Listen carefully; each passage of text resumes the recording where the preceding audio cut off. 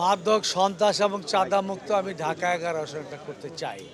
সেটা কিভাবে করতে চাই আমি বলেছি যে প্রত্যেকটা এলাকায় কমিউনিটি বেস সোসাইটি করে সেখানে যারা ইয়াং জেনারেশনের লোক আছে, যারা অন্য দলের লোক আছে, শুধু বিএনপি নয় সকলকে সম্পৃক্ত করে স্ট্রং একটা সোসাইটি করে সেখানে আমরা সিসিটিভি লাগাবো, গেট লাগাবো এবং নাইট গার্ড রাখবো। আমরা চিহ্নিত করবো ওই এলাকায় কে মাদক বিক্রি করে, কে চাঁদাবাজি করে, কে সন্ত্রাস করে এবং এভিডেন্স সহ আমরা প্রশাসনের লোকদের দিব যাতে তার বিরুদ্ধে ব্যবস্থা নিতে তারা বাধ্য হয়।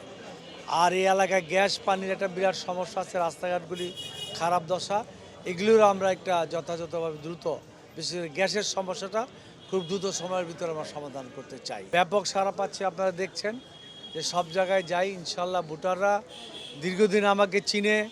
এই এলাকায় আমি কমিশনার ছিলাম, একর গ্যাস পানি বিদ্যুতের ব্যবস্থা আমরাই করেছিলাম। তো সুতরাং মানুষের আস্থা আমাদের উপর আছে এবং আমি মনে করি যে কথাগুলি আমি বলছি এটা যে আমি করতে পারবো এটার প্রতি মানুষের আস্থা আছে, কারণ অতীতে আমরা এই এলাকার উন্নয়ন করেছি। আমি দীর্ঘদিন এলাকায় ছিলাম, কমিশনার ছিলাম, মানুষের পরিচিত, কারো সন্তান কারো ভাইয়ের মতন। কোর্টে কাছারিতে আর ওগুলিতে তো ইলেকশন হবে না, ইলেকশন আসতে হবে ভোটারদের কাছে। তো ভোটারদের নাকে এগুলি তো অনেক আগে একবার দেখেছেন আপনারা, আবার একটা ছবি নিয়ে গেছেন এখন কোর্টে। এগুলি নোংরামি ছাড়া কিছুই না। রাজনীতি করেন, একটা স্বচ্ছ রাজনীতির সাথে আসেন, জনগণের কাছে যান, ভোট দিলে পাস করবেন, না করলে করবেন না। আমি তো আগেও বলেছি যে এগুলি হলো আমি বাংলাদেশে ফিরে আসার পরেই দ্বৈত নাগরিকদের এই কাগজপত্র দেখছি। তাই মালয়েশিয়া জেল খাটলাম কেন? মালয়েশিয়াতে আমি ট্রাভেল পাস নিয়ে আসলাম কেন? বাংলাদেশে আমার এগুলির কোনো এন্ট্রি আছে? আমি কোনোদিন ওই কী দেশের নাম ওইখানে আমি কোনোদিন আমার পাসপোর্টে গেছি? এগুলি হলো জাস্ট খালি পলিটিক্যাল নোংরামি, মিথ্যাচার, এগুলি কোনো ভিত্তি নাই ইনশাআল্লাহ। তার মানে আপনার কোনো দ্বৈত নাগরিকত্ব নাই? আমার নাই, এটা তো আমি আগেও বলেছি এখনও বলি, এটা প্রমাণও করা যাবে না।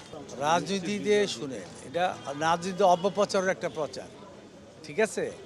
আর এটা দূর কেমনে করবেন যদি মন মানসিকতার পরিবর্তন আমাদের না হয়।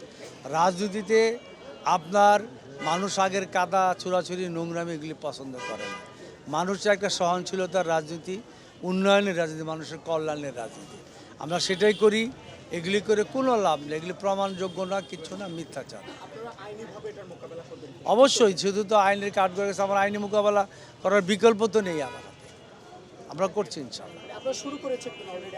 হ্যাঁ হ্যাঁ, এটা আজকে গেছে, সম্ভবত একটা কোর্টে গেছিল, সেখানে হয়তো শুনানি করতে পারে না, আবার কালকে যাবে। আমরা এর সাথে আমাদের যে ডকুমেন্ট আছে নিয়ে আমরা কাজ করছি, কোনো অসুবিধা।